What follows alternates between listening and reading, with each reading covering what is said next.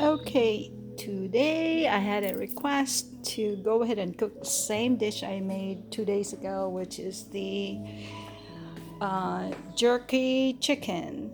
Basically, leg quarters marinated with um, coconut oil. I'm sorry, olive oil, which is this is what I use, and also mixed with yellow mustard, and you can use any kind of yellow mustard, and a little bit of kikkoman sauce, and then some salt and assorted spices from my garden, uh, oregano's, tarragon, rosemary, cayenne pepper, what else?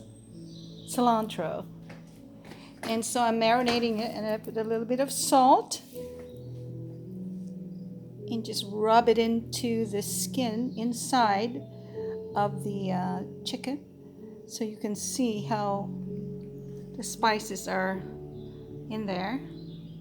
So I'm gonna let it sit here for another 5 minutes or so, and then it goes into the oven at 350 degrees.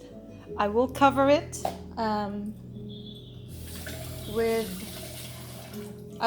with tin foil so it can cook in the steam for a while.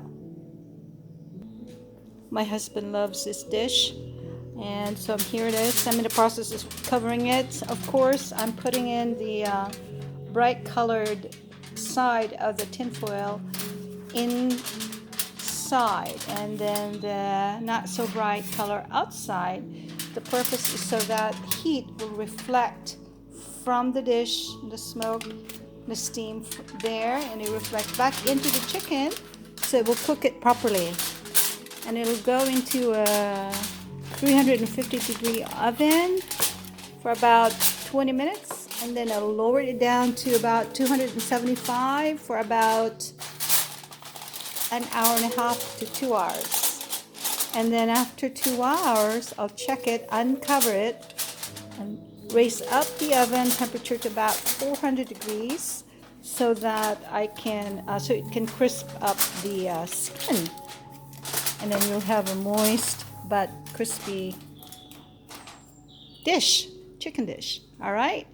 Of course, also I'm gonna be making a side dish. I had fresh mushrooms and leeks, onions, tomatoes, garlic, and then I have the moringa from our tree that I chopped up. The leaves and the flowers are edible, so I'm going to cook that with this. I haven't really decided what flavor it will be. That chicken will be kind of like um, what do you call jerk chicken, which is probably what Jamaican. So it has a hint of Mexican, Indo-Pacific kind of taste. So I want this to be, so it's very, that is just going to be very strong. So I want something milder here. So I haven't decided yet what flavor this will be, but this is the way I cook. No recipes, just whatever I have and whatever is my fancy for that day. So yeah. And also, I am going to make Spanish rice. So this rice here, it's a little bit unconventional the way I do it. I soak the rice in water and some spices. Again, this is tarragon, cumin, oregano, cilantro. What else did I put in there? Rosemary and some chilies and some salt. And also, I added a teaspoon of baking soda. And so this is soaking for about 10 minutes now. I've heated up my pan so that I will be ready to put that drained rice. Oh, yeah, you don't put this in hot pan over there. This has to be drained. You have to drain this, and don't throw the liquid because you're going to pour that back in. So I'm going to drain this soaked rice and then come back. All right, I've drained the rice, and that's how much water I have here. Now, you don't necessarily have to use all this liquid when you make your Spanish rice. You basically just have enough water to cover the rice in your pan. So I'm gonna make sure there's not, see, there's more water coming out, liquid. Okay, now there's not a whole lot. So what now I do, well, what now I do, the next thing to do is raise up the temperature of your pan. You want to make this pretty hot. Now, depending on your pan, mine gets hot really fast and high, so I don't really need to get it like super high. I can just simply put it like around 6 or 7, and it gets pretty hot. So you want to wait until the pan is very hot. And what I want to do is put a little bit of the minced garlic that I have.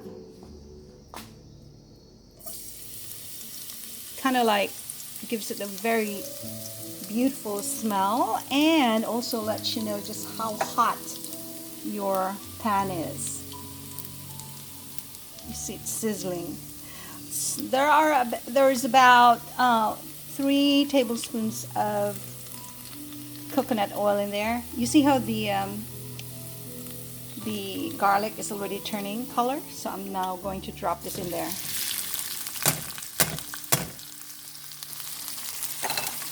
All right. Now the key is to not make anything burn. You basically fold this in. Just keep folding. Now I'm gonna raise the heat up a little bit more and just fold the rice in. You don't want to really like stir it up a lot when it's this wet, because you don't want the rice to be mushy and glutinous. You want this rice to cook. And that's why it's so important to have a very hot pan, because when water hits the hot pan, it will sizzle, and then it will basically, with this water here, the rice will pop. So you just flip it, just fold it in.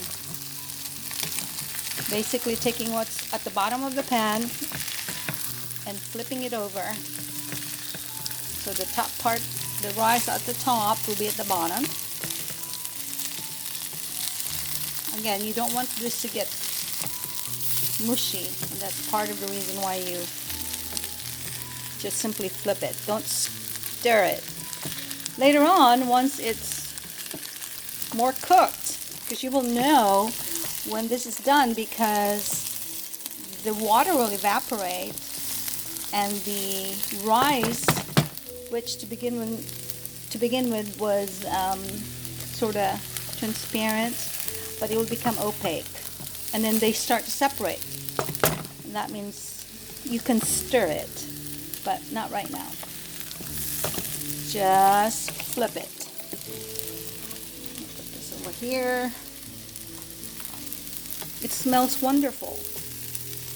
All the spices that I included in there is infusing the rice with aroma. It's beautiful. Oregano. I have Cuban oregano from my yard. I have tarragon. What else? Cilantro. And I have some seeds, cumin seeds that I harvested from the yard. I just mushed it in and included it in this mixture. Yeah. It's so funny. I mean, I never really used to love to cook or be anywhere near the kitchen, but you know, after many years of trying, I can finally, I think, A lot of people say, my family, that I can finally cook. And most of the time, I really don't have a recipe. I watch what people do, and so in a sense, I do have some kind of idea from other people's recipe, but I never stick with one. I always change it. So in the beginning, it was quite hilarious because some of it would not turn out good, and I just have to tell my husband, honey, my experiment didn't work out, and he goes, oh, we're eating out? And I would have to say yes. So, but as the years pass, I can say, and I think my family can say, that the going out because of botched up experiment cooking is getting less and less. So happy to say that, but still, I don't have formal recipes. I like to see what people are doing, and I add a little bit, change it a little, make it different. So it's always different. I made this chicken dish the other night, but I can almost tell you that's not the ingredient. The ingredients are the same, but the proportion of spices and everything is not the same. So, which makes life interesting for me and for my family. So, okay, see, it's getting tacky. It's not sticky now. It's beginning to get tacky and it's starting to separate. And you can kind of tell. You can see individual grains there, but they're not all white looking. Like it has to be cooked well. It has to turn really white, and that means it's almost like you're popping rice. Right now it's not, so you can start separating this a little bit, and you won't mush it, but keep folding. There you go. Keep going. You don't want to burn the rice, but you do want it to be uniformly cooked, so that when you add the water, the liquid, which we have over here, this will cause the rice to pop and split, which is what makes Spanish rice so wonderful to taste, the texture. So there you go. Let me pause this for a minute. All right, we're heating up so much. Smoke is really rising up from the pan, and it's starting to brown up a little bit. So this is the perfect time to stop, lower your fire to medium, and pour your liquid in. Perfect, just enough. See how it's, yeah, there you go. There you go. It's cooking. Now I'm going to let this cook. Cover it up. And let it go for about, well, you can kind of assume when it starts drying. So make sure you lower your temperature. I get it down to medium, but I'm actually going to probably lower it down to 4 and let it go there. And that's it. Now, when it's like about 2-3 minutes from now, I'm going to stir in some tomatoes and onions and a little bit of leek and a little bit of mushrooms. I think this Spanish rice is not just going to be a plain rice today. Either that, or I think I might use this one. You see how I just changed my mind just like that? I think I am going to use this. I have dehydrated some veggies, mushrooms, onions, and some mixed veggies. I think I'm going to add that here so that I can make a different dish. I'll make a different dish of this particular set of veggies. So let me pour this water out and pour that into my Spanish rice. There it is. See what I mean?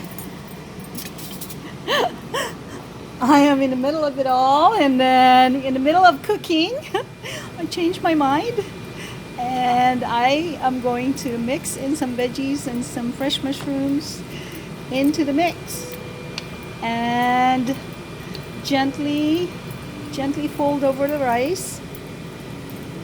And at this stage, if you want, you can add like chicken bouillon or chicken stock or beef or whatever flavoring you want.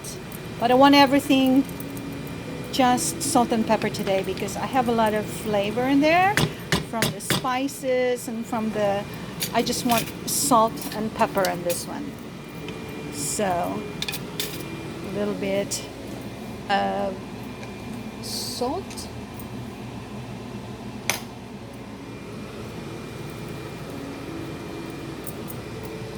And well, I'm gonna have to put my phone down to put some pepper in there. Hold on, sorry about that. Okay, so there it is. I wanted this to be a mild dish because the chicken is very flavorful.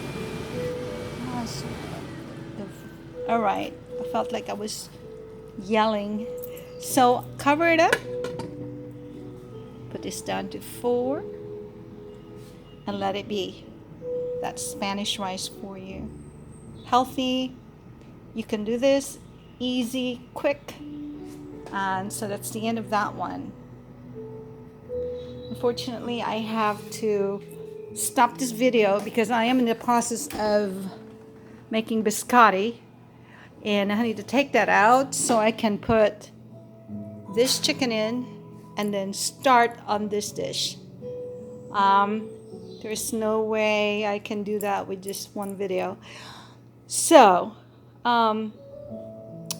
hopefully you will learn something. I will try to do another video when I'm cooking that chicken and this dish today, hopefully.